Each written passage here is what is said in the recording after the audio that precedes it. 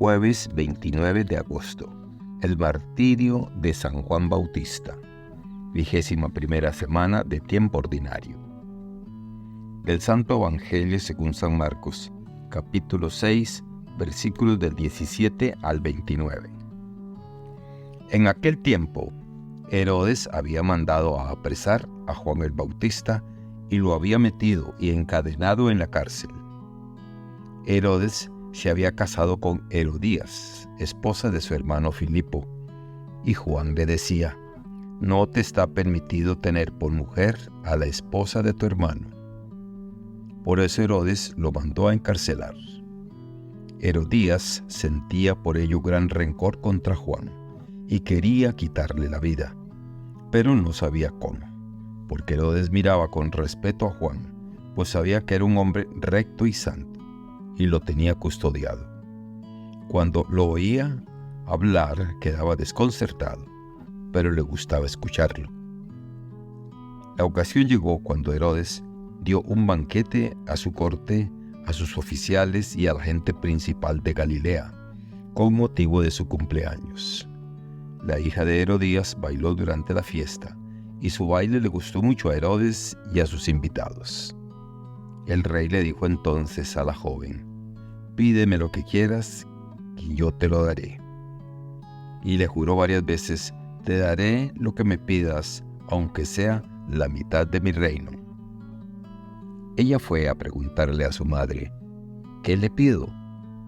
Su madre le contestó: «La cabeza de Juan el Bautista». Volvió ella inmediatamente junto al rey y le dijo: «Quiero que me des ahora mismo en una bandeja la cabeza de Juan el Bautista». El rey se puso muy triste, pero debido a su juramento y a los convidados no quiso desairar a la joven, y enseguida mandó a un verdugo a que trajera la cabeza de Juan. El verdugo fue, lo decapitó en la cárcel y trajo la cabeza en una bandeja. Se la entregó a la joven y ella se la entregó a su madre. Al enterarse de esto, los discípulos de Juan fueron a recoger el cadáver y lo sepultaron. Palabra del Señor. Gloria a ti, Señor Jesús. Reflexión. La lectura del Evangelio según San Marcos, capítulo 6, versículos del 17 al 29, nos lleva a un momento profundamente conmovedor y trágico en la historia de la fe, donde se narra el martirio de Juan el Bautista. Este pasaje es una poderosa reflexión sobre la valentía, la justicia y las consecuencias de enfrentar el poder corrupto con la verdad de Dios. Juan el Bautista, conocido por su fervor y devoción, se atrevió a denunciar las injusticias y los pecados de quienes estaban en el poder. Su denuncia contra Herodes, quien había tomado a la esposa de su hermano como propia, fue un acto de valentía extraordinaria. Juan no tenía miedo de confrontar el pecado, incluso cuando hacerlo lo ponía en grave peligro. Aquí se nos presenta una figura que, en su fidelidad a la verdad y a la justicia de Dios, no se dejó intimidar por la amenaza de la violencia o la muerte.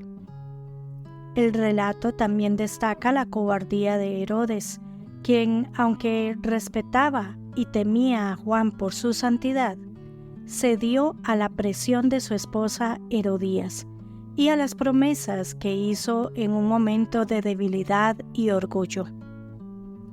Herodes se convierte en un triste ejemplo de cómo el poder, el orgullo y la falta de integridad pueden llevar a la destrucción de una vida inocente. El martirio de Juan el Bautista nos lleva a reflexionar sobre el costo de seguir a Cristo y ser testigos de la verdad en este mundo que a menudo rechaza y persigue lo que es justo. La muerte de Juan no es en vano. Su sacrificio es un testimonio vivo de la fidelidad a Dios por encima de todo incluso de la vida misma. Su martirio anticipa el sacrificio de Jesús en la cruz, quien también fue condenado a muerte por proclamar la verdad y la justicia de Dios.